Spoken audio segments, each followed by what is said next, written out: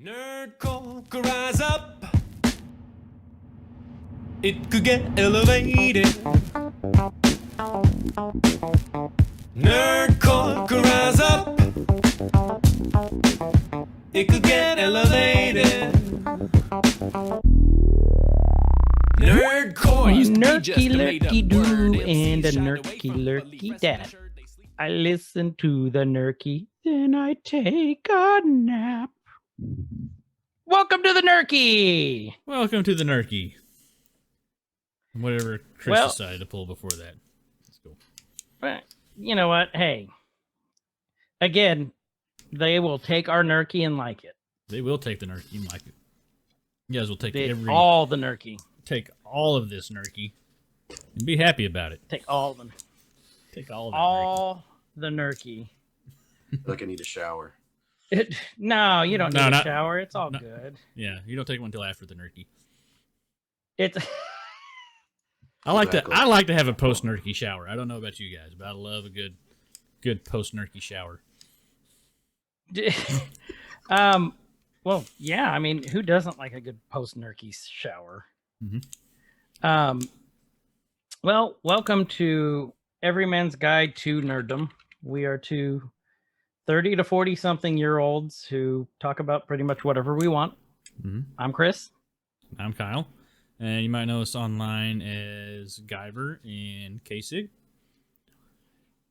And we're here And- tonight with our little Nerkie. Oh, and our special guest below, Mr. Justin, welcome Mr. back. Justin. Thank you. Thanks for having me back. So, if you haven't figured it out yet, we're going to bring Justin in for the WandaVision Nerkies. I Mhm. figure if we start something, we should probably finish. That is unnerdy of the nerdy thing to do is to start something and then get interested by something else and then go and start Mhm. something else and then get interested by something else and then go something else. So What? Nothing worse than cutting your Nerkie short. We want a full run Ah. Nerkie. Sorry, I was looking over there. Justin's exactly right. Well, so first Nerkie, we talked about WandaVision episodes 1 and 2. So therefore, by order of elimination, it's episode 3 we're going to talk about, which I don't know about you two, but it was amazing. Like, this show is getting so good for me. Like, first episode I loved, but it took me a little while to get into it, to get the show flow, to try and figure out what was going on, how it looked. Yeah. And how it felt. But then, towards the middle, the end, like I really loved it. Second episode just went uphill from there. Third episode, I think, has cemented it for me that how much I really love the direction this show is going. yeah, the only thing we really had to compare it to is Agents of S.H.I.E.L.D., which was, I think, really great the first season and then kind of tailed off after that. But if we look at a lot of a lot of the DC television, there's some really good stuff out there. I'm honestly going to say that I'm liking this better than anything that I've seen DC on the CW or wherever. The intricacies that they're putting into it, the sets, everything they're putting into it, man, they're killing it. They're so Well, good. and that's really hard to do too, because again, Marvel has the MCU, which they've got the movie side. That with hands down, they have the movie side down. They introduced the Easter eggs. Listen to our Marvel MCU podcast, episode 1. We'll go more into that. But DC has always been the strong one in television, whether that's the VODs, whether that is, like Justice League Dark, which is one of my favorites, or Suicide Squad, Escape from Arkham. Or no, it was Assault on Arkham. Or, this, like you were saying, the CW, the Flash, Arrow, the whole Arrowverse, which I guess is the CW verse now, since Arrow's gone. I just love the way this direction's taking, and I'm kind of hoping that this trend continues on with Loki. And what was the other one that they were planning on doing? There's a couple. Marvel What If, And they're also She-Hulk. What was the other one? You got She-Hulk and then also Falcon and Winter Soldier and Falcon. there you go. Yep. And I think that one's next, isn't it? or is it Loki next? Oh, I know they're already started principal filming on both. I'd have to look up the schedule, but I think it's the Winter Soldier and Falcon that's next. I think you're right. Kyle, do you know? I do not know, but I'm really excited about Winter Soldier because that was, out of all the Cap movies, like Winter Soldier was probably my favorite. Like probably one of my. Well, it was just a great storyline too. Yeah, it was so good. In the comics, the Winter Soldier is a great storyline. So let's just, we've gone off track already. Let's just dive straight into WandaVision. So we start off on WandaVision. Hold on, I'm playing it here real quick. We start off with a recap because I was going to watch it again, but then, during my lunch break, but then I had to work. I know, Work people. stuff. Yeah. So it was a recap basically of episodes 1 and 2. Something I did catch though while looking at this is the symbol on the back of the beekeeper. Is that the sword symbol? I think it is. It is. Did you guys look at that? Yeah, it definitely It is. Okay. So it is the sword symbol. And let's recap a little bit on the recap because Kyle actually figured out what the symbols were around the moon, which we hinted at that last Nerkie, but we didn't know what it was. Kyle, what was it? So I went back and looked at it, and that is, there's several posters of it. That's pretty much the arrangement of the Infinity Stones. It's the exact Which number. now So. you're all going to go back and go pause it and look at it and then do a comparison. And Like, like, thank oh, you, yeah. Kyle. So good job on that, Kyle. You're amazing. Thank you, That's Kyle. what you guys will say. Thanks, Dad. So we had the recap. Just kind of went through all the black and white, and then all of a sudden we look, and we're in color. Mm-hmm. So the first episodes, 2 episodes, were 50s, early 60s, I'd say. 50s and 60s. Now we're into the 70s. Now we're into the Brady Bunch era, like late 60s, early 70s, I'd say. Live seems and like in Technicolor. Taking different sitcoms, so it seemed like it was like I Love Lucy, the first episode. Second episode was more Bewitched, and this one was more Brady Bunch. So they're taking almost type of sitcom that we're very familiar with. Well, at least us middle-aged, not old guys, are very familiar with. The ones who watched it on Nick at Night. There you go. That's where I watched it. That's true. The house changed. Justin is also the house. Yeah. Yeah, the house. Let's talk about that real quick. So the opening scene, Wanda's sitting on the couch in color and reading a magazine, I believe. And the vacuum is going, and it is the most 70s vacuum you have ever seen in your life. It's one of the old long canister ones with the super long hose and then the giant mouth, like the ones that you see in the old movies, the old television shows. Which makes sense for the you city. hang out. Yeah, weird. Like it's almost like accurate. Or was I the only one that caught that? Okay. What was that? You said super long hose with a large mouth, and it just made me giggle. Sorry. I was. I'm trying to limit myself to so many pokes at Chris's comments tonight. I'm holding them in. You know what? This is our show. Poke away, gentlemen. Poke away. You're just making this too easy. Right. I am like a sleeve. Poke away, gentlemen. Poke away. So about that long hose in the big mouth. Yeah. So the house changed.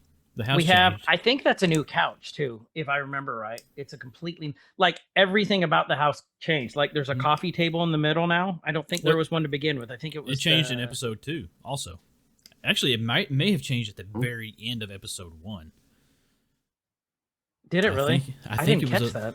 I think it was a little. I don't know. I started rewatching episode 1, but yeah. So that we can see that's the trend now. Okay, the house is going to change to match the times every time now, which so is it's awesome. slowly changing. Then the house is now 2-story, where we didn't have that before, and there's a staircase. It's a replica of the Brady Bunch house almost. Yeah, to me, complete with the fake grass in the back and the swing set that you can see through the door. I mean, they've nailed every single bit of those details. So, and then you have like it goes to the opening credits, and it is very, very two things to me: Brady Bunch and Mary Tyler Moore Show. Vision's like putting together a swing, and then all of a sudden it falls apart because like he wasn't using screws, and he kind of does the ha ha ha ha ha ha, kind of throws his hands up, and they're riding a tandem bike, like, and to me that was very Mary Tyler Moore right there. Rhoda, Mary Tyler Moore, just all that stuff, and I loved it. And this was a super, super long opening too. Yeah. I think it was longer than the first two openings, if I remember.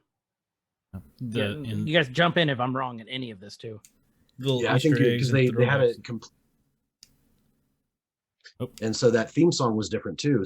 Complete theme that matched with it. So, and like, I Love Lucy didn't have an actual theme song. Bewitched didn't have an actual. They had a song, but not like words and all that. But everybody knows, here's a story of a man named Brady, and so along with, they had the song with words and all of that basically explained what the episode was going to be. Right.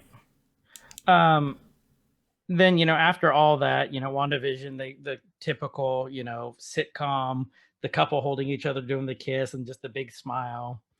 Like, I loved it. Very accurate. Very accurate, especially of that time period. Then it pans out to the house, and the car is a very 70s car. Big red car. Do you guys know what kind of car that was? I don't. Like, maybe a Dodge? I didn't catch it. I just saw obvious, okay. 70s car. Yes. But I didn't quite catch it. I want to say that the house was a different color too.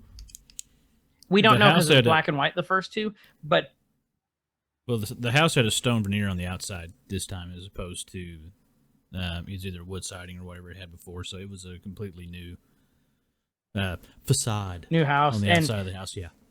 What I caught about the house too, it was original Vision colors. It was green, it was yellow, and white. I mean, there's the red, I guess, could be the car, like for Vision's face, but it was very a la classic Vision costume to me. Well, and his wardrobe in the intro was that color scheme as well. That's true. And then I don't remember, you guys correct me if I'm wrong, I don't remember there being a fence around the house. There's a wood fence around the house now. I don't remember there being a wood fence in the first two. I thought it was just a hedge. Remember, because that's where she found the drone or the helicopter. Oh, yeah. Oh, I have to go. And it was like, it was all open. Yeah, I've got to go back and look too, but I don't remember there being a fence. So everything about this is different. And I think that hedge was in the front yard, wasn't it?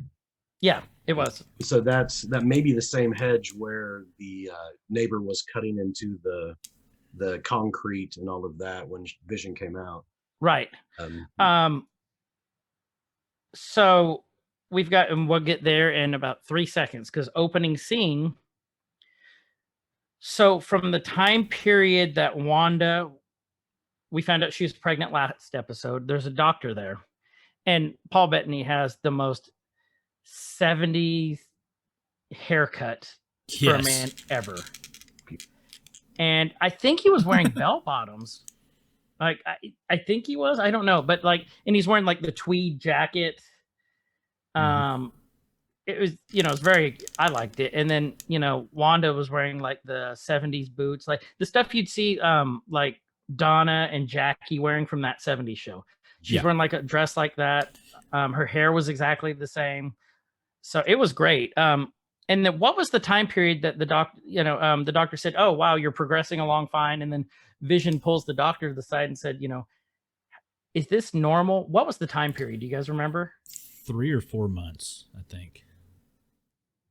I don't think it was that much. I think it was like hours or days. Oh, well, the time. Okay, well, the time frame the doctor had said that she was showing like 3 or 4 months. Vision asked, "Well, what about 12 hours?" So the time frame from when they. Oh, that's right. That's right. Yeah. So the time frame of them finding out so was 12, it was 12 hours. But the time frame of her actual, where she was. progression Yeah. was 4 months. Yeah, and that led to the joke of how does this happen? But I think that's lending, and we'll probably talk about this later, but that's starting to lend to the idea that Vision is not part of this. Vision is not. He's wondering what's happening along with basically all of us too. Right. Right. Okay. Yeah, we'll probably get into that here in a bit, but I think that's really important that he asks the doctor, and he's just wondering, and he has to get corrected by Wanda, and he's like, oh, I mean, yeah, something like this. How's that happen? So I think that's really important to notice every time in every episode, and it's happened in all 3 episodes where Vision is like, wait, something isn't right here, and it's bringing up some of those ideas, but yeah, keep going. I'm sure we're going to get really. Yeah, we'll get into that here in a minute because I want to go more on that because that's absolutely right. So the doctor's leaving. Vision's like, I'll walk you out, and that's when he asks him about the time frame because he doesn't want Wanda to hear. And why is this so significant that he's outside? Because Wanda starts having contractions, and supposedly she's 3 to 4 months. So Wanda starts having the contractions, she's sitting there just smiling. She's like, oh, I'm so happy. And then, and then all of a sudden as that's happening, Vision saying bye to the doctor leaves. And then the neighbor, what's the neighbor's name? Herb. Agnes's husband. Oh, Agnes's husband is Ralph, but Herb is not her husband. Herb's just the neighbor that was with the. Oh, it's not. Yeah, he's just a neighbor. Okay, so Agnes is Agnes on the other side? I'm guessing then probably. Yeah, she's the neighbor to the right. I don't think we get into that yet. Herb, or if you're British, Herb. He's cutting the hedges that are next door, which the hedges weren't there to begin with. That's what was kind of weird. Yeah, but Herb is cutting into the brick wall that's dividing the houses. And, he goes, hey, Vision, he's smiling and he's just sitting there cutting, and it's cutting with this hedge saw, cutting this brick wall. And Vision's just kind of, what the hell's happening? And he goes, are you okay? And that one of my favorite parts is when Herb just looks at him and just kind of smiles, just this blank look. And it's like, yeah, why? And what's going on inside the house while this is happening? That's when she's having. Is Geraldine at this point? No, this was pre-Geraldine. No, Geraldine was later. Yeah, this is way before Geraldine. So Wanda's still having those contractions. Yeah. So yeah, it's the contractions and the breathing and all of that. So her stress seemed to glitch Herb out a little bit. Is what we're assuming, because we don't know at this point. We just think something's like, it is the 70s, so maybe Herb went and visited the Foremans and was down in their basement and on the circular table. He went and picked up his delivery from the photo hut. And, yes, from the photo hut. You know where I was going with that. And then, Herb was hitting the herb a little bit, is what you're insinuating at. And Herb was hitting the herbs. They go back in, and then they're referencing fruit. For those of you who don't have kids, they reference fruit for the size of the baby. And that's what they were going off of. And what was he saying? Something about the papaya. I can't wait to be a papaya. Doctor said we put it in fruit terms so women can understand it. So already we have that misogynist idea of 70s of men. But yeah, Vision sees forgot about the part. And says, I'm happy to be the papaya or something like that. So, something. Yeah. Something great. I chuckled at, and my wife just looked at me. Yeah. So we get past that first part. Next, we are sitting there. Vision is in the nursery with Wanda. Wanda is eating some sort of cereal. I don't know if the cereal signified anything or not. Again, we've talked about this before. Marvel doesn't leave anything to chance. Everything has a point. So I'm trying to figure out what the cereal was. I looked. It might have been that. that. It might have just been cereal. I noticed the but bowl Wanda, started off on while the she's windowsill, doing this- and then she got it, and I never could catch exactly what it was. I couldn't either. Justin, any thoughts on that? No. Okay. So Vision's Mystery reading cereal. about, it's mystery cereal. Maybe it was Lucky Charms. Hmm? Maybe. Or eye hole cereal. That would be great. But Wanda's putting the crib together and doing it with her hex powers with magic, and she put the bumpers in there, which you're not supposed to use bumpers anymore. But it was the 70s. They didn't know. It was the 70s. You don't know, but you're not supposed to use that. But it's okay for the kids to smoke when they're that young, right? It's the No, that's fine. Yeah, perfectly. They got to Surgeon learn. General recommends it, actually. He goes, "It's sexy to smoke on airplanes." They put the what's it called, the mobile Mhm. above and then they're talking about the baby. They're super excited about it, and then Wanda talks about just how excited it is, and she turns. It's butterflies on the mobile. Right. Is it mobile or mobile? Yes. Mobile. Mobile on Like the mobile. Alabama. Okay, like the mobile. That was good.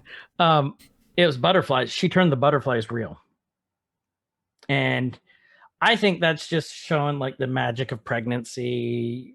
That's what I think it signifies personally. Yeah. I was curious.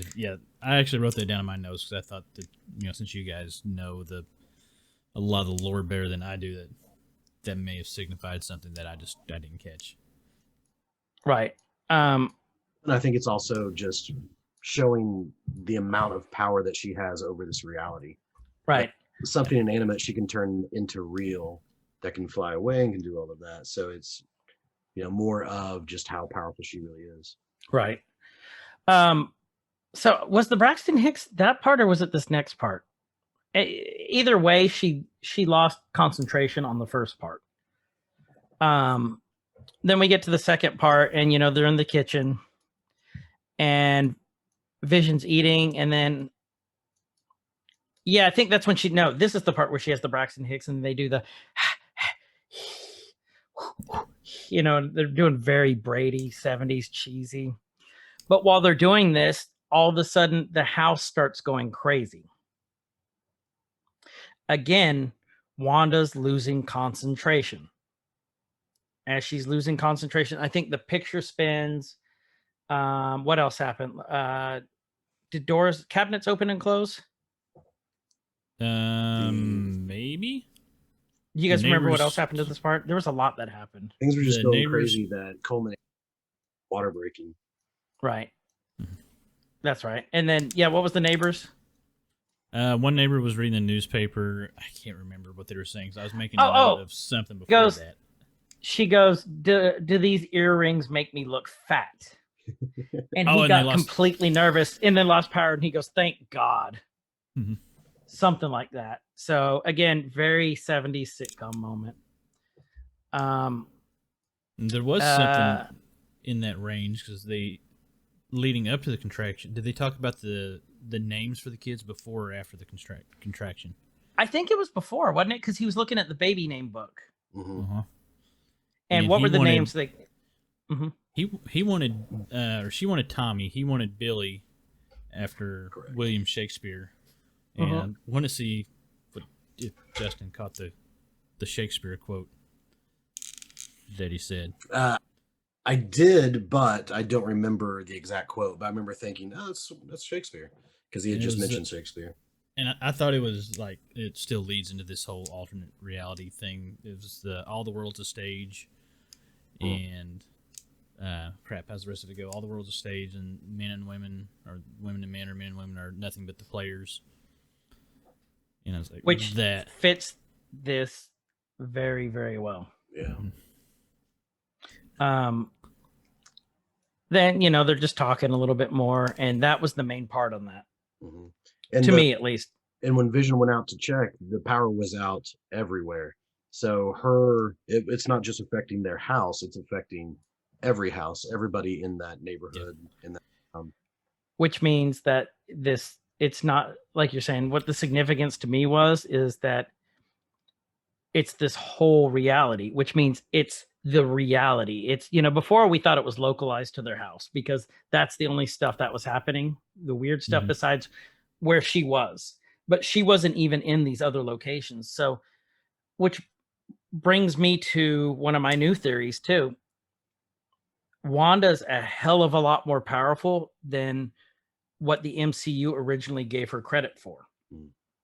And I think this is what's setting her up to be the big bad for phase 4. Is we know she's being observed right now.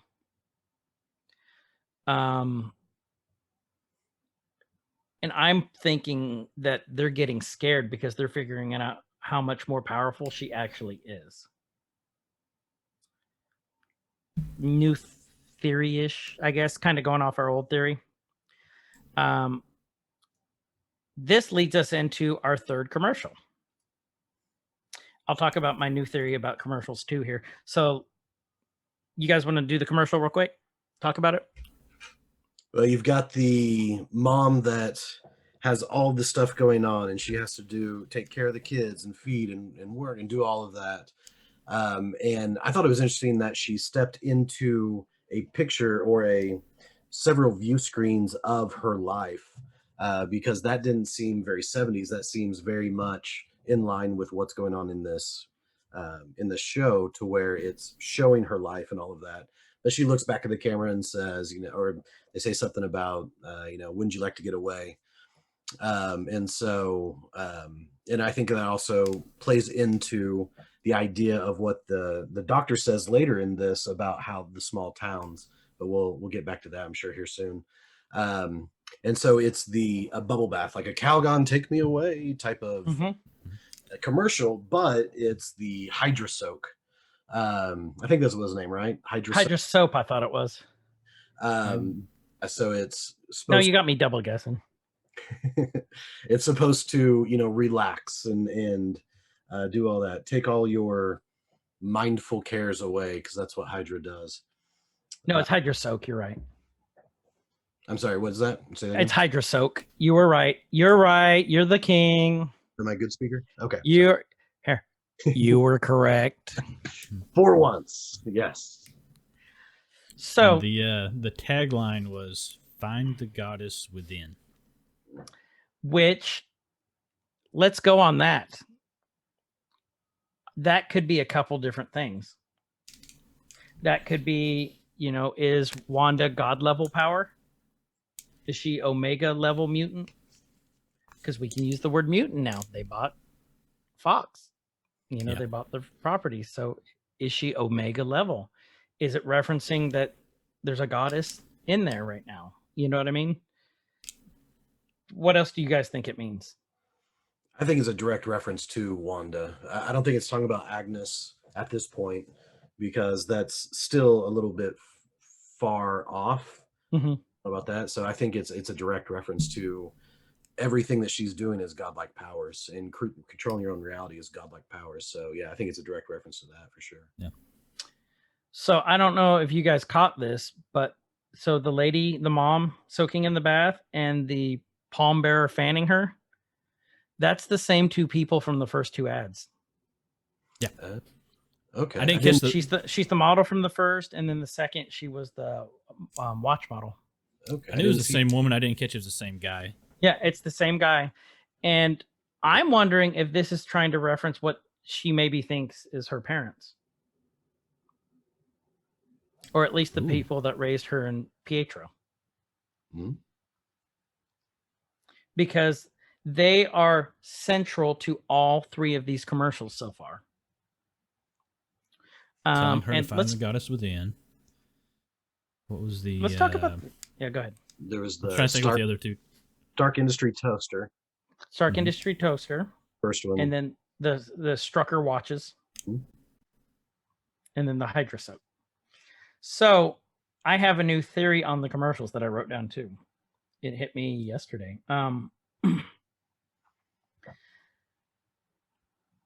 So I think that these commercials are all trauma in her life. This is like a break in her. So the episodes are her sanity, and the commercial breaks are a break in her sanity from trauma in her life. Because I was thinking about this and I did a search, and some other people think this too. Her and Quicksilver were trapped with a Stark bomb when they were younger. Missile. I think that the toaster was the blinking of the missile. What else did I put? I put the watch was because it's Strucker watches. He's the one who tortured them and put them through experiments. I think that's their time with Strucker. He said, I could just be totally talking out my ass too, but just thinking about this. And then, you know, the Hydra soak, it's, you know, you're embedded within Hydra. You know, Strucker was Hydra. You have everything about you is taking in Hydra. You're soaking in their teachings. Again, could be totally out there. Yeah. So you pop one bubble and 3 more appear. Yeah. Okay. I like that. I think when we get the 4th commercial, we'll see a lot, because there's a theme I'm catching, which, you know, and there could be double meanings in the commercials too. But if the 4th commercial represents something that could be elemental, then I think that's going to be the line it's going, because you have, you know, the toaster, so you basically have fire. Then you have time in the 2nd one. You have water in the 3rd one. And so if you know, those all seem very kind of elemental type things.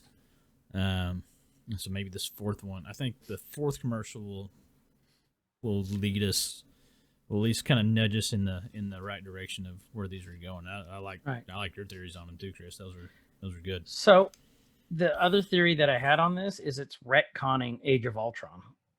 So Age of Ultron told us that they got their powers from the Mind Stone. I think that they didn't get that from the Mind Stone. I think that it's telling us that Strucker and Hydra unlocked, because now we can use the word mutant. Now we have mutants. Mutants, well, okay, some mutants are created, but others, you know, most mutants are born mutants. They just get their powers at age 12 or 13 at puberty. I think that the Mind Stone just unlocked the part of them that had their mutant abilities. That's kind of what I'm thinking. That's what I'm piecing together from these 3 commercials. Very well could be. I could see them trying to pull and retcon the mutant idea, because Agents of S.H.I.E.L.D., you know, was all about the Inhumans and creating the Inhumans and the after effect of after creating Inhumans. And so if they're, and Marvel was always really hesitant with Agent of S.H.I.E.L.D. and their MCU, and wanting to make sure to keep them pretty much separate, even though you would occasionally have one character maybe go back and forth. But I think they've learned that didn't really work, and so now they're wanting to, you know, retcon. They want to make sure that anything that's on Disney Plus is going to just seamlessly go into the MCU. So I think there's definitely some validity to what you're saying. They're taking the Star Wars approach to it. I didn't even think about that. They are, if I'm right. I don't know. That's what's so fun about this right now is it's all up in the air. It's all open to speculation. And I don't know. To me, this is just fun as hell trying to figure out where they're going with it. And they are so good at keeping their mouths shut. They're not pulling a Ruffalo. All that. Yeah. If you guys don't know what a Ruffalo is, Justin, what's a Ruffalo? Basically where someone opens their mouth and then sticks a really expensive foot into it, because in some type of interview or tweet or something, you'll let something slip that really wasn't supposed to slip. Like the whole plot of a movie that's supposed to be super quiet, like Mark Ruffalo did for, was it Avengers or I was it Ragnarok? think it was Ragnarok because people weren't sure or didn't know that he was going to be in it, and then all of a sudden, like, oh, yep, I guess he's going to be in it. Yep. Yep. Okay, so next we cut back to them. Vision and Scarlet Witch or Wanda are hiding under the table because, do you guys remember why they were under the table? Her water broke. And it led to, it was raining inside. I was going to say, like, flooding, right? Yeah, it was Inside flooding. rain. It was inside rain. Her water broke, and that was the joke. I want to almost say I couldn't figure out if it was like shag carpet on the floor or if it was like bubbles, like soap on the floor. It was definitely shag. Okay, so it wasn't bubbles, because I'm like, is that maybe bubbles like from Hydro Soak? My first thought was, good Lord, that's good, like one big sponge. Yeah. Second time I watched it, I was like, oh, yeah, that's definitely shag. That's going to be one big sponge. Okay, so it was shag. And then I think, so Wanda's water broke and Vision's flipping out at this point, which is odd because Vision is the most human out of any of the Avengers, and he's the synthezoid. He's the android. But he was the culmination of Ultron, the Mind Stone, Tony, Bruce, and who was the other one? Well, Jarvis had to be thrown in Jarvis. Yep. He's the combination of all of them. But yet he's the most human out of anyone because he understands humans better than I thought anyone else throughout the whole phase 1 through 3. So is our prediction for the 80s sitcom going to be My Four Dads? I'm waiting for the 90s. I'm excited for the. You can count on me. No, it'll probably be I hope it's Who's the Boss. And Vision is just like Tony Danza. That would be actually pretty awesome, wouldn't it? Yeah. Mm-hmm. Then I like that. Could be Mona. Yeah. Yeah. And if the kids grow that quickly, they could actually be, Jonathan and Samantha. Or whoever. Oh, actually, I guess it's two boys, but anyway. Do you imagine when they get to the 90s and Vision is like Tim Taylor? So so if you just heard two boys, forget that because we're getting there. If you're listening to this, you've watched the episode. So if you're being spoiled at this point, then get out. Yeah. The water break scene, there was something that caught my eye on this, and it could be totally insignificant. So she dried the house, right? She opened the windows and everything, but she struck a pose whenever she went to dry the house. And I mean, it was a very with her arms back. Yeah, she was full on Creed, arms wide open, just out sprayed. Rose from Titanic. Yeah. Yes. I imagine my Scarlet Witch is Scott Stapp. I don't know what your. My Scarlet Witch is Elizabeth Olsen. You can have Scott Stapp. No, I think she's just a hell of a lot better looking, and I've seen Scott Stapp live. I don't ever want to see that again. So to be fair, you took his towel. It's just he still has his towel. He sleeps with it. There's a vision. That's a vision I can't get out of my head. It's sweaty Scott. Anyway, but yeah, she was like, maybe not, but yeah, she struck very I don't know, that pose just stuck with me for some reason. What's the significance? What's the significance of it? I mean, you could look at it. It's a very heroic. Even though it's a minor event for her saving the day, but you also see that's just like that typical villain, mwahaha pose where the arms are out. Yeah. But a lot of times the heroes in movies will take the Christ pose. So arms, legs together, arms out, head back. And that Christ pose, think of like Platoon, at the very end of Platoon when William Dafoe is there, he's down on his knees pose. There's so many of those Christ poses that come out throughout as far as iconic just pictures of something that's going on. So I can definitely see that. Do you guys remember what Vision was doing as she was doing that? Yes, and this is what struck me as odd. He was getting blown away by the wind and just going back, which, okay, go on with that, Justin. What are you thinking? Then I'll tell you what I was thinking. Well, I was thinking that it's showing that she is, controlling this. If it was the real wind and power, that it would affect her as well. But she literally just stood there in that Christ pose, and Vision was having a hard time standing and getting blown back.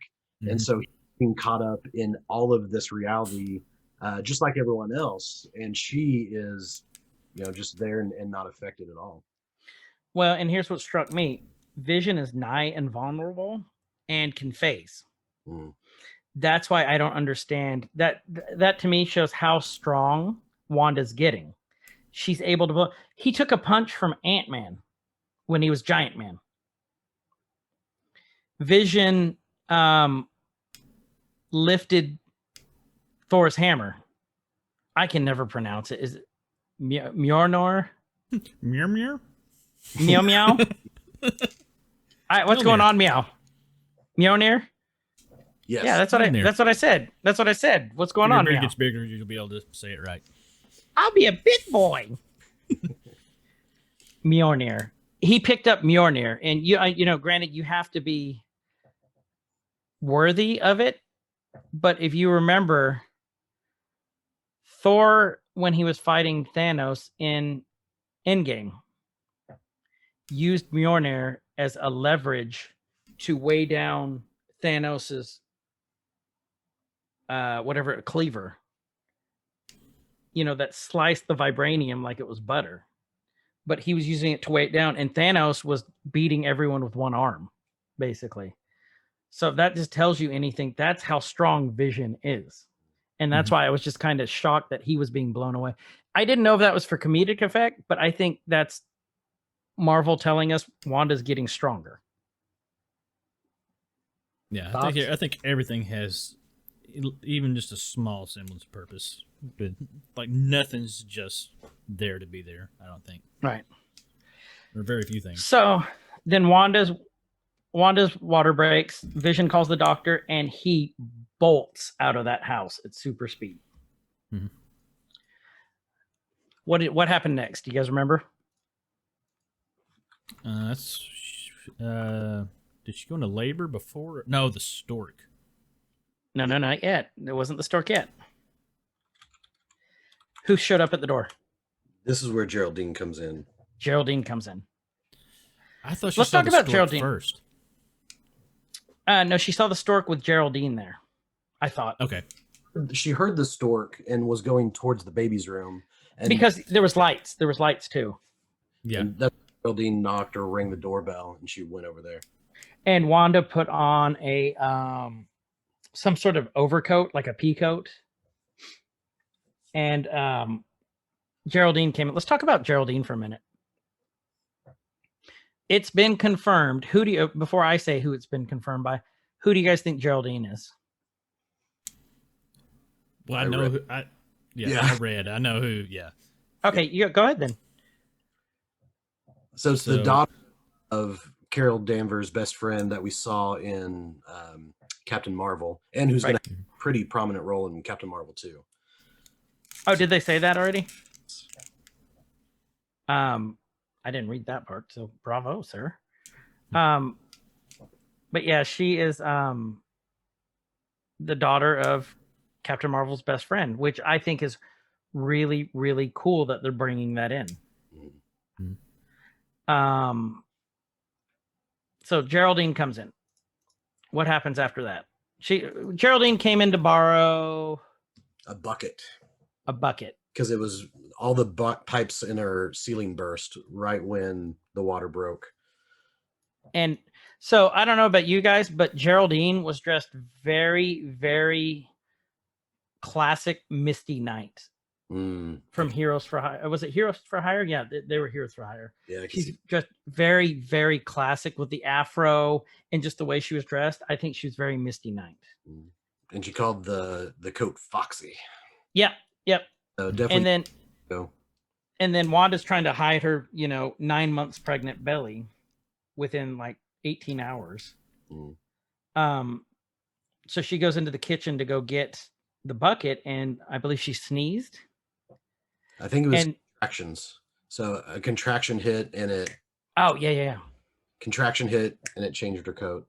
into a rain jacket, a Mhm. yellow rain jacket. It went from like a green coat or blue coat to a yellow rain jacket, which means she lost concentration again. She loses concentration, reality warps. Mm-hmm.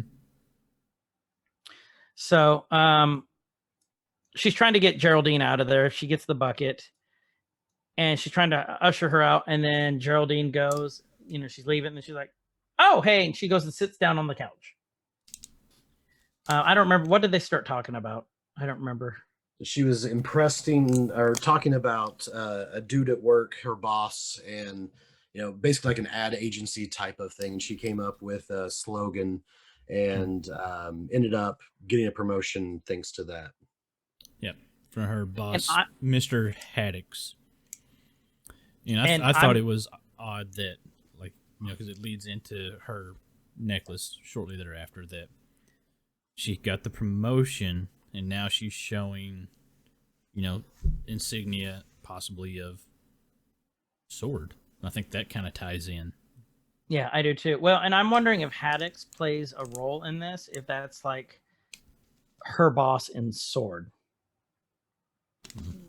Because again, everything plays a part. And yeah, I failed to mention Wanda, in order to hide her belly, held a bowl of fruit in front of her belly. And Misty goes, "Oh, an apple, thanks." And I don't know if that's in reference to the baby size again. I mean, it wouldn't be an apple at this point, but you know what I mean? It could have been the way, in TV shows when, like, an actress is, like, pregnant in real life but not pregnant in the show, they always have these, like, weird ways of hiding the belly and, with the coats and with the bowls and holding things in front where, shots from, chest up and stuff. So I think that was, like, a little nod to that. I agree. And then, they're sitting down talking. Wanda sits down. They're just chit-chatting. And then all of a sudden, that damn stork appears. Wanda tries to hex the stork away. Red poofs every time.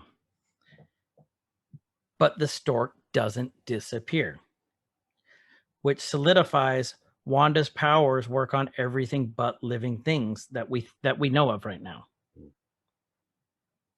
That's my theory. So do we know the stork was a living thing? I mean, it was walking across and flapping its wings. So no, but I'm assuming it was.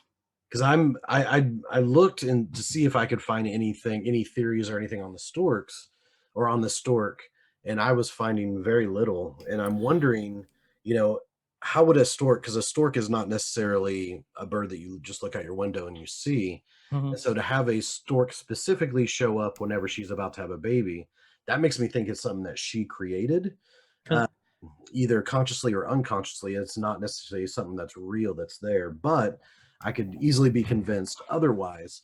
But it just seemed too convenient to everything that was going on in the story for it to be actually real. Right. There. Because I don't recall. Oh, go ahead. All right, so I tried to do the same thing and research the Restore it.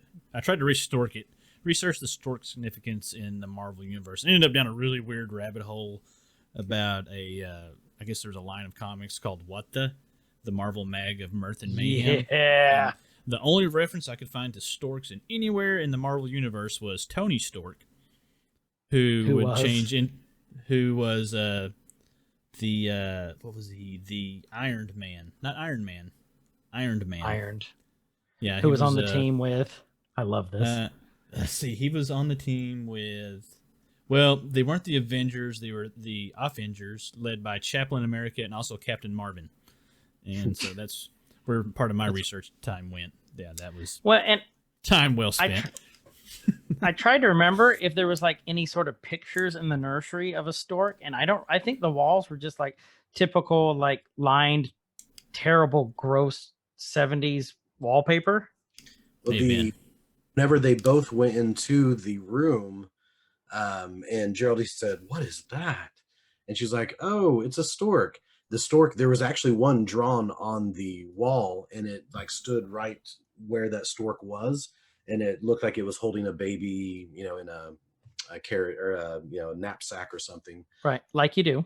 Yeah, so there was one Mhm. on the wall, and then whenever it blended in, it just stood right where that stork was. Again, not something a real stork would do. So it makes me really think that it's not something that's real, but it's something that she's. But then I cannot explain why she couldn't make it disappear either. If that's her consciousness and subconsciousness fighting each other, I think there's a lot we can read into that. But yeah, it definitely was on the wall when Geraldine and Wanda walked in. Right. Yeah. So they walked into the baby's room, see that, and then Wanda drops the fruit bowl at that point, I believe, and starts having contractions. And Geraldine's just looking at her, going, "What the hell is this?" Yeah. And it's about that time that Vision gets to the doctor's house, and the doctor's wearing the white sunscreen on his nose and the big fisherman's hat, and he's under the hood of his Cadillac trying to get it to work. And Vision's like, "Come on, we gotta go," and he puts him on his back and runs with him, and the wife gets out. And I think that part was just comic relief, personally. Yeah. And I think whenever she first started having contractions, the phones went out, and that's why he had to run over there. Electricity went out, so That's right. to almost like an EMP. It just kind of sent the shockwave the entire. So even a car, whenever the doctor was supposed to leave, even the car stopped working. Yeah, that would explain the car. Yeah, I think you're right. So at this point, Geraldine puts Wanda down on the ground with a pillow. They're behind the couch, so you can't see anything, of course.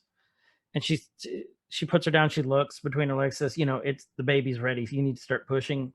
And this is the first time we see weakness in Wanda, like a serious mental breakdown in Wanda, because we've seen hints at it the first 2 episodes, but this is the full first breakdown that she has. Like, I can't do this. I can't do this anymore. I don't know if she was talking about the baby. I don't think she was. I think she might have been talking about, I can't keep this reality up right now because it hurts, I mean, that could be it. Could be off base. It was really similar to episode 1 with the choking scene. Stop it. I can't. I'm trying to remember what happened in episode 2 that was along those lines with that little break, but I don't remember what it was.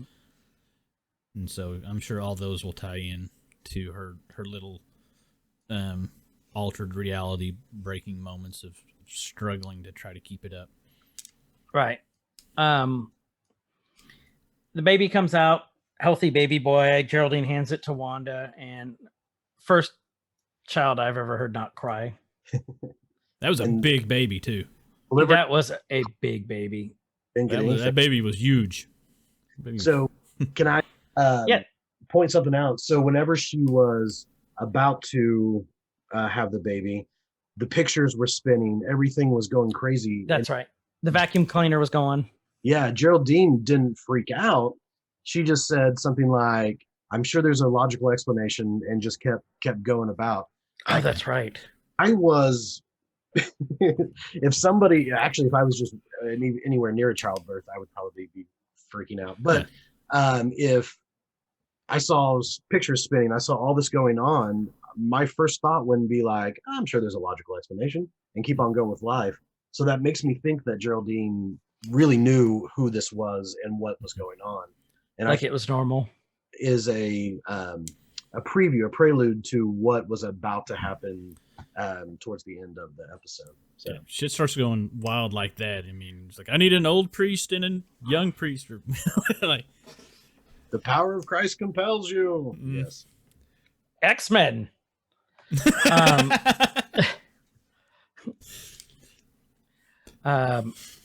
So she hands him the baby. Vision arrives with the doctor on his back.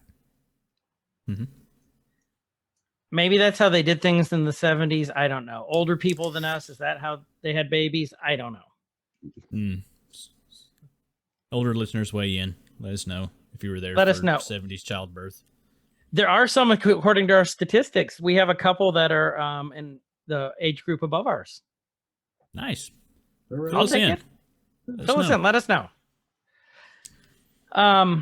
So Vision is just thrilled, and it's a boy. So what do they name it? Tommy. Tommy. He capitulates and says, this is Tommy. In a typical sitcom fashion, there's an argument about the names. Well, the wife, and so the husband gives in and lets the wife have, and everyone's like, oh, right. yeah.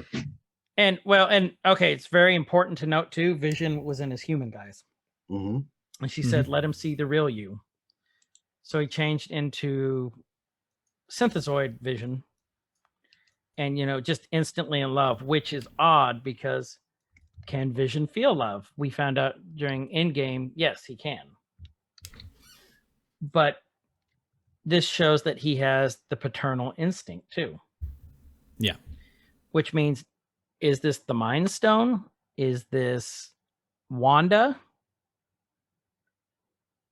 Something's going on here. And the doctor's still there, by the way. And all of a sudden, Wanda starts screaming again. She's still laying on the ground. She starts screaming again, and I love that pops. scene. Yeah. Good. And Vision's just like, what? And out pops another baby boy. Mm-hmm. So, and as it was coming out, she said something about Billy. And so it makes you wonder if she created the second one because they couldn't decide on The names. Yep. Two, one for each. Ah. So in the comic book lore, they did have twins.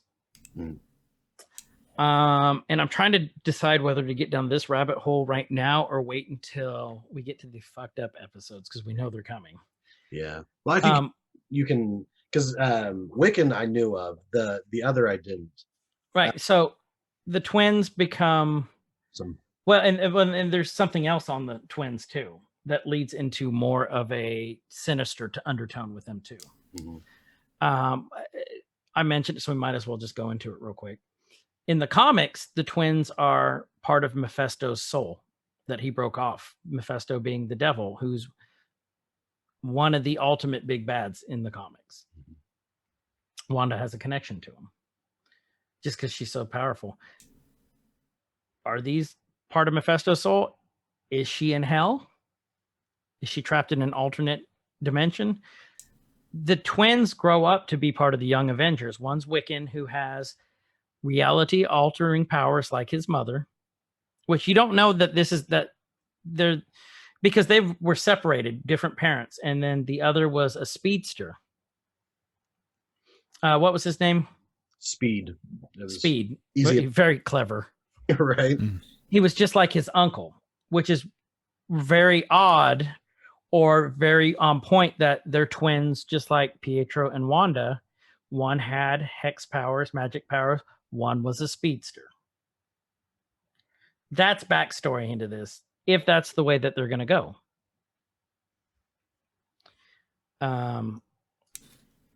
The doctor's there. He's like, very healthy kids. And then Vision goes out with the doctor and they're talking. I don't remember any of this part of the scene because I just remember them walking up, but I don't remember what they were talking about. Do you guys remember what they were talking about towards the end? Because it made Vision think about something. Well, go ahead, Justin. Well, I think this is where where he mentions about going back to Bermuda, or now you can go off to Bermuda, and this is where the doctor said something about how small towns are really hard to leave. So I think that's referring to, like, he knows he can't leave, and I think that's kind of a nod to that. I think he even uses the word escape, maybe. I think small towns are hard to. You never really escape, or you can't. Something escape is sticking in my mind now, but I think you brought that up. Right, or if you're French, it's escape. No escape. No escape. So they're out there, and Vision's just that makes Vision think, and he is just sitting here going, something's not right. You can see it in his face. He looks over and there's Agnes and Herb over at the wall, and I believe they're repairing the wall, like putting plaster in it, and something wasn't right. I'll let you guys take this part. I picked up on it mostly because like it was very, very, very, very quiet. Like they were whispering to each other. Luckily, I'm like half deaf and I have to have closed captioning on, so I know what the hell's going on. So like you could read. They were talking about, you know, like, did she go in there? Where was she? Did she go in? And they're Geraldine.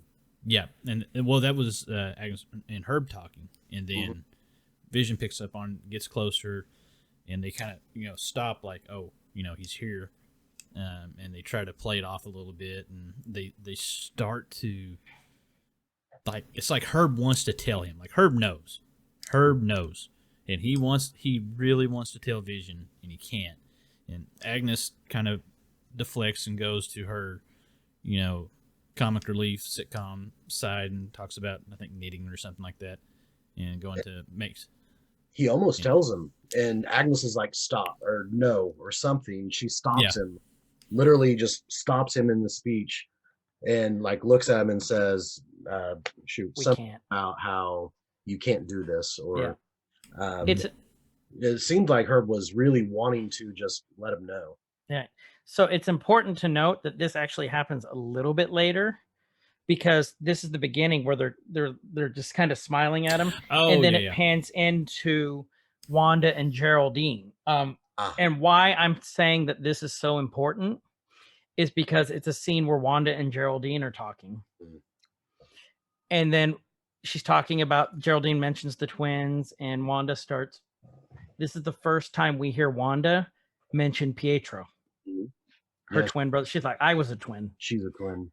And she's talking about Pietro, and then all of a sudden you see Geraldine stop. And she just looks, or Wanda starts crying, I believe. And this makes Geraldine stop. And Geraldine's just looking, and then all of a sudden she stops and she goes, I don't remember if she called him Quicksilver. No. She said, your brother was killed by Ultron. And then Wanda just pauses and then looks over and goes, what did you say? And then from there, that's when we pan back to outside. And that's why. Yeah, go ahead. It's that scary look, like you don't want to fuck with her type of look. Exactly. And that's when it went for, and Geraldine just helped her have a baby. I mean, and she was said, you know, I've got a debt of gratitude to you. You know, they're friends. He turned like that quickly from, hey, we're besties, to, you know, that look. And no, it's like Regina George. I think Thanos is the only other one that had seen that look, and he's one that killed, you know, Vision, her husband. So, oh, I didn't even think about that. You're right, because that was a scary look she gave. And why this is important: this broke Wanda's concentration again. This fractured her concentration. What I loved about this next scene, where Vision's outside talking to Agnes and Herb again, you get a good look at the brooch Agnes is wearing, because it's in the middle of her shirt. Other times it's been off to the side and stuff, been kind of a bit character. This confirms Agnes is Agatha Harkness. That's Agatha Harkness's brooch.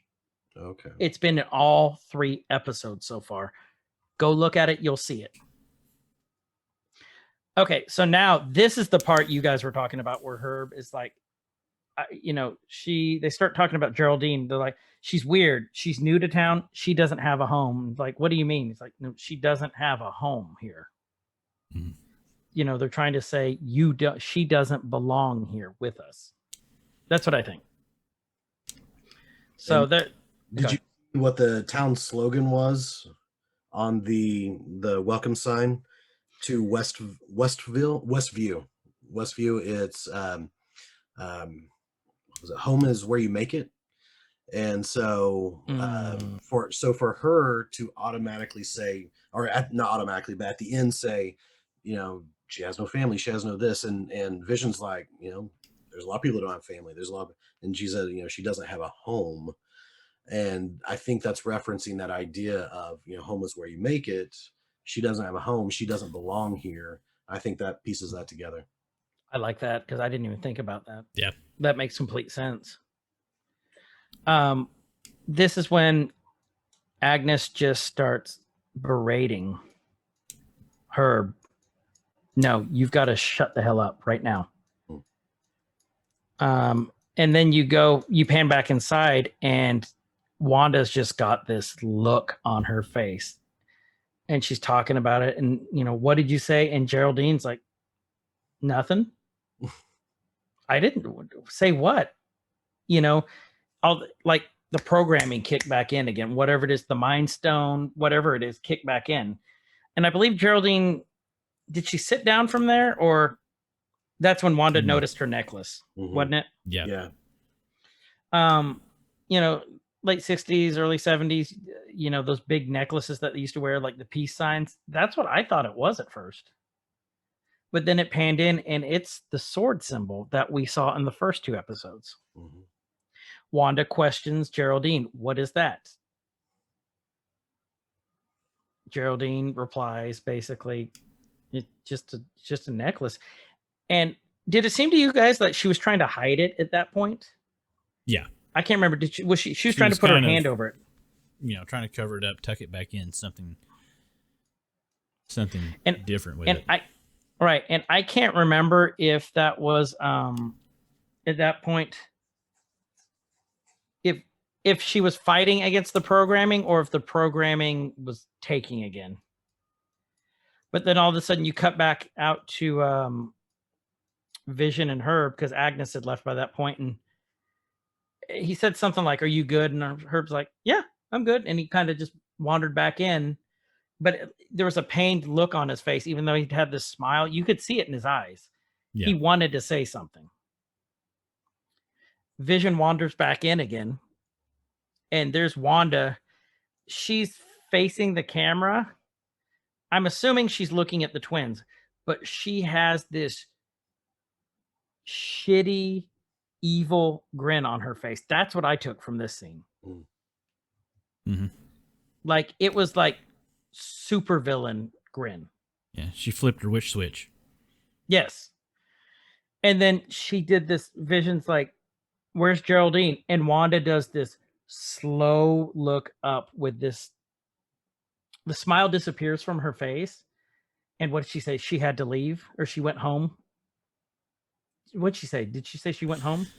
Yeah, she had to leave home, or leave her home, or home all of a sudden.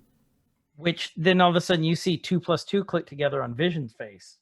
I was just told she doesn't have a home here. So, you know, this is getting Vision a lot more suspicious. After that, it pans out to the outskirts of the town. Welcome to the Westview, where you said home is where you make it, and then the population. And then I don't know if you guys caught it. I don't know if this is what I thought it was, but there was like an Air Force symbol down there on one of the like signs below, like the gas. It was like it was almost like wheat, because I paused it and like I got my ass like right up against the TV.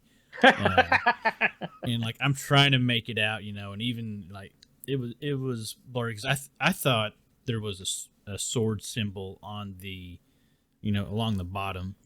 I was trying to make anything out from it that I could not. It was just I couldn't get the resolution. Well, I'm trying to figure out if one of those was the Infinity Stone symbol, because I think it was like the second from the left on top. It was this weird symbol that I couldn't figure out what it was.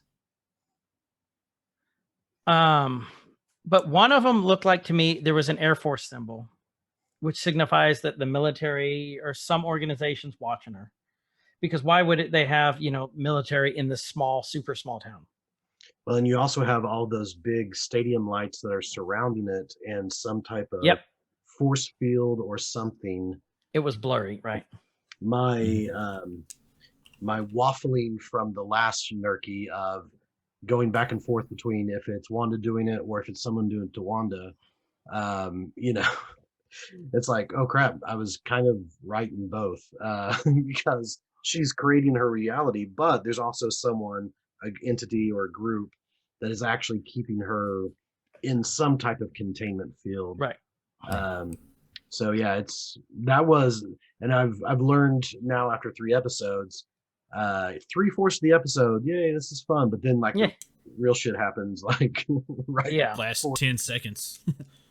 You're like, oh, so episode 4, I'm just going to fast forward all the way to the last 10 seconds, and the beginning again.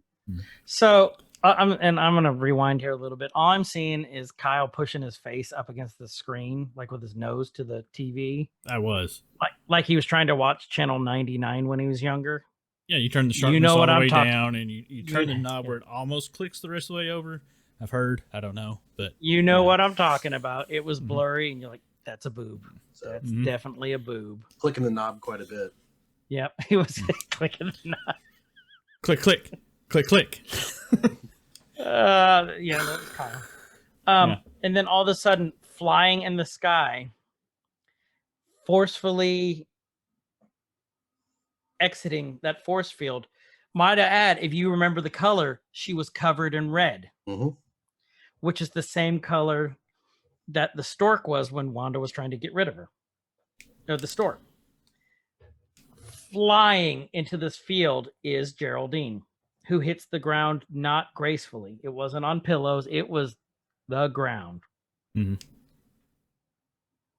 All of a sudden, tons of these SUVs, unmarked SUVs, black SUVs, pull up like almost instantaneous the minute she hit the ground, and out pops these soldiers with their guns drawn. Like, I don't know if this is Sword. I don't know if this is Shield. Sword and Shield, in the comics, I don't believe knew each other existed except for at the highest level. And And it could be, there could be a lot that it could be. yeah. Well, and it's important to note too, Sword actually name changed in the TV show from the comic. Hmm. So that plays a big deal too. I don't know if that's just for TV or what, or for the MCU, but you know, do they know about Geraldine, who she is? Were they expecting someone else? Were they not, you know, that shows to me they were on high alert for anything that happens in that town. So do you think, going back to your theory about the stork, do you think this confirms your theory or disproves it, that the idea that the stork is real? Because Geraldine is definitely real, and She's is definitely real. out of this reality, out of this environment, but yet she had no control over the stork. So what do you think about the stork in that sense? I don't know. Can't I wrap- really don't know. So I'm really wanting guidance. No, I do too. It's I don't know on that because I'm trying to figure Geraldine's real. We know the stork wasn't real. Or was it? And does she not have control over real stuff, or is it the not real stuff that she doesn't have control over? I think she's got some sort of connection to the Mind Stone. The reason this is what I was telling Kyle early. I texted him this weekend about it. I couldn't sleep. And I started at 11 o'clock Saturday night. He texts me when he can't sleep. It's cool. It's cool. And you were awake streaming anyway, so shut your face. Shut your Yeah. beautiful face. I started Infinity War and Endgame, and I finished both. A part I caught, and yeah, that's how much I couldn't sleep. What I caught in that was the reason they wanted Wanda to destroy the Infinity Stone. They said her powers are on the same molecular level, the same atomic level as the Infinity Stones. That's why she can manipulate it. That's why she could destroy it. Because her powers were given to her by the Infinity Stone. Except now I think they're retconning it to where she's always had these powers. The Infinity Stone just awakened it. I got you. So that means she's just a mutant through and through. and she's just this Omega level threat. So that's how I think they're going to bring the stones back. Is Wanda's going to recreate them because she can. I think that's how the Infinity Stones are going to come back into play. I like that. And then, of course, the episode ends again with the TV, the police stand by. And then we get the beautiful, LEDs and stuff. I'm trying to, do you guys have any theories on those LEDs? Because, they look like the, like the house, and it's like different, it keeps morphing into different scenes from right. Like Wanda's helmet, Vision's helmet, the classic helmets. If you And then look that at- one piece falls that shatters everything. The way they break up, I was looking at covers of the House of M series, and there is one of her that's kind of pixelated looking, like how how it ends, and you have the blocks of things breaking out the towards the end credits. That's how one of those covers look. Very similar to that. I'm trying to find it again. And While you're doing that, all I'm getting is House of Pain CD cover, so that's great. jump around. Yeah, so there's our mystery tie-in. I'll find it and I'll send it to you guys. We'll share it somewhere. So I got to retract an earlier thing from last Nerkie. I was thinking about, so House of M is not the No More Mutants. That was Decimation I was thinking about. House of M is where Wanda remade reality to where mutants were the dominant planet on the planet. So that's why I'm excited about House of M, because this could be the start of all the mutants in the Marvel universe. Like if she does, makes this reality, all of a sudden we're going to see all these mutants. Like I'm hoping to see Wolverine. We know we're going to see Deadpool. That's been confirmed, which is going to be a rated R movie. Thank you, Disney. Never thought I'd see that. So again, retracting my statement, clarifying this, I'm retconning it. So did she have twins specifically in House of M, or it was way before that? I was gonna say it seems like it was way before that. But I think to she had kids in House of M. which path they're going down, and it seemed like House of M makes much more sense, because you can't get rid of all the mutants if there's no mutants. Right. So it definitely makes more sense. But I was trying to remember if she actually had the twins in that actual storyline or if it was before. I think she has twins in that storyline, but she had the twins in the 80s. What makes me really, really excited about they're going down the House of M path, this means that Pietro will be back. Could be Evan Peters, like we discussed last episode. And we're going to meet Magneto, their father. Because he was in charge of that reality, basically. Because that was always his goal. And therefore, we're going to meet Professor Xavier. We're going to meet Wolverine. We're going to meet the X-Men. I think that this could be... I think they had a plan for Phase 4, but then when they bought Fox, they got really excited and said, hey, here's what we can do now. So I think that's where it could be going. I hope that's where it's going. Makes total sense. So, okay, so that's the end of number 3. I know we said we're going to make these Nerkie short, but it's so much fucking fun to talk about this. Well, there was one thing that I wanted to get out there that I shared with you guys before we got on. And Justin brought up the sign. And I may have been completely wrong, because now I need to go back and re-look at the sign because I'm getting conflicting numbers. He brought up the population on the sign. And I read it, some are reading it as 3,802. I read it as 3,902. And so, trying to do my research, I'm like, okay, we'll just do an internet search for Marvel 3892, which came up to the only thing that came out of that was a link to Marvel.com to an episode of Uncanny X-Men, it was X-Men number 470. Like, okay, we're going to keep going down this rabbit hole a little bit more. I looked up to see what X-Men 470 was about.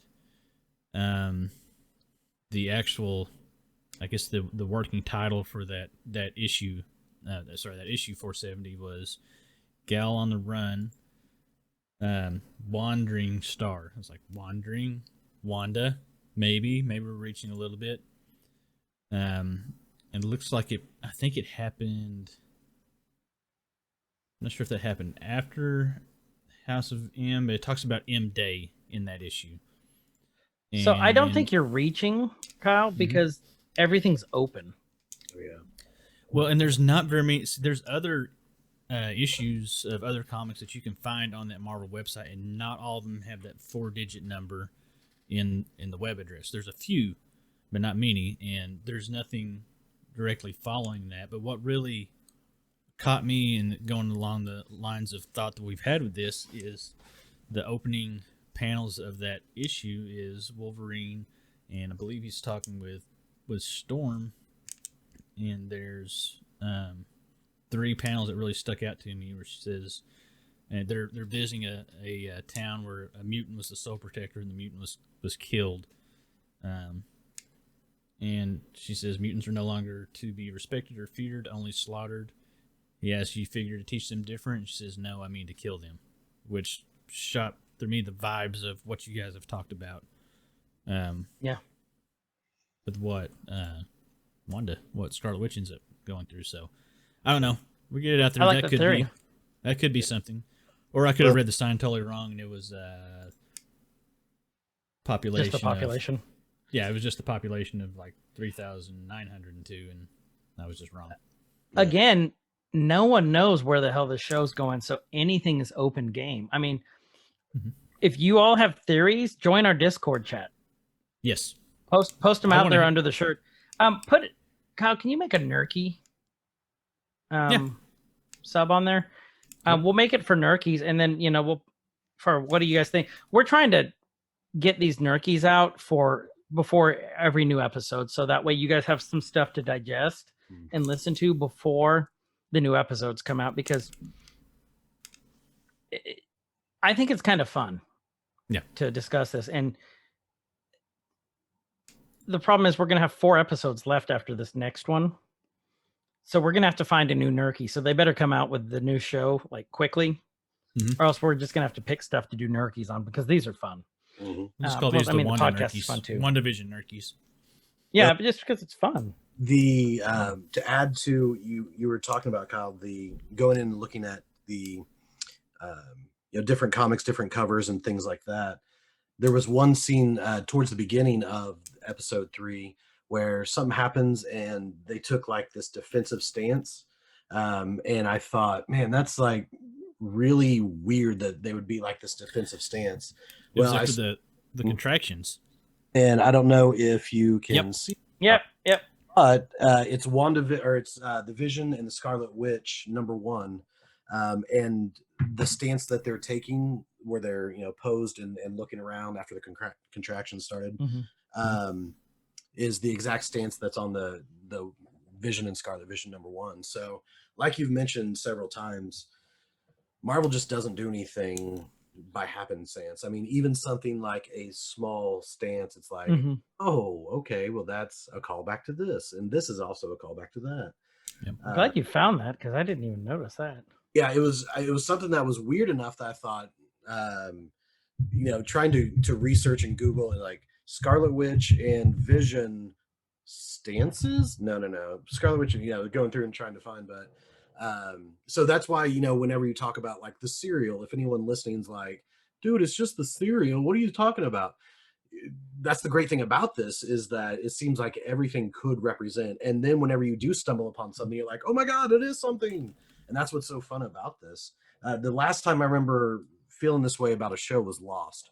Whenever I would watch something and be like, what does that mean? It could mean this. And then you figure out, oh my God, it does mean this. And so that's half the fun of doing this, for sure. We'll So show you guys this really quick so we don't have to do the I'm gonna cheat and just do the picture. The issue cover I was talking about. So if you guys are listening, you're gonna have to go out to the YouTubes and find this. So we talked about the end credits and how it's the look of it. And so you have House of M 2005 #1 Joe Quesada variant cover, and I don't know if my green screen is gonna break it. But Turn off your green screen. Yeah. Now you guys are gonna see everything behind me. That's cool though. Blow up dolls. Mm-hmm. All those that we have. Let's see. Background filters. Let me turn those off. Oh, I turned the filter off. Virtual background off. The goat he has back there because he's got no dukes. He's got no dukes. I think it's the light of it is really going to throw it off. What's the cover number? So they can look it up. It's House of M 2005 #1 Joe Quesada variant cover, and I may have butchered how you say his last name. Yeah, it's good enough. But definitely worth looking up. If that's you're not on TV anymore. Yeah.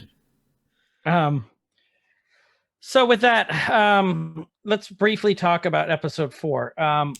It has been confirmed already that by Elizabeth Olsen, because they got all the scripts beforehand. She basically said in so many words, episode 4 is fucked. It's where everything starts just going downhill from there. So we've been going on this uphill climb, and then all of a sudden we kind of plateaued there for like 3 seconds. And then it's not even like a gradual, like a nice ride. I mean, from the interview I read with her, it just goes, it's a plummet off a cliff. Cool.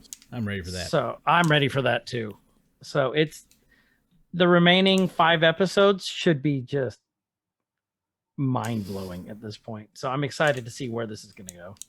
And I hope that's where the tone is where phase 4 is going to go. Because one thing I've always loved about DC is that it is darker. It is a little bit more gritty. And, Marvel has always been a little bit more, family friendly. So if I would, especially if it's on Disney Plus and it goes downhill, that means for the MCU, man, the sky's the limit for how dark they can get there. So that I'm excited for it. I agree. I totally agree. Because I don't know if Loki's going to be happy-go-lucky. Loki's, he's the god of mischief. So I think if it's getting dark here, I'm wondering how the other 2 are going to be. I don't know. So with that, if you guys have any comments, questions, go to the Discord, put it in there. This Nerkie lasted a lot longer than it should have, but we're hitting about an hour and a half. Damn it, it's still fun. It is so. It is. God, we did 2 episodes in 50 minutes, and this one was an hour and a half. But we literally dissected this one because I think, even though there weren't as many Easter eggs, I think there was a lot more to this episode than the first 2. Yeah, and if this is where it starts to jump off the cliff, to have all that information to know and understand what it means when it goes off the cliff. So yeah, I agree. I think it's important. So stay tuned for next week. We will talk about episode 4. Justin, thank you for joining us again. Pleasure as always. If you're lucky, we'll have you back. He'll be back next week. He'll be back for the other 5. You'll get lucky. I'm not lucky. So with that, thank you for listening to the Nerkie. With that, I'm Chris. I'm Kyle. And we will talk to you later. Have a great one, guys. Nerd Corker, rise up. It could get elevated. Nerd Corker, rise up. It could get elevated.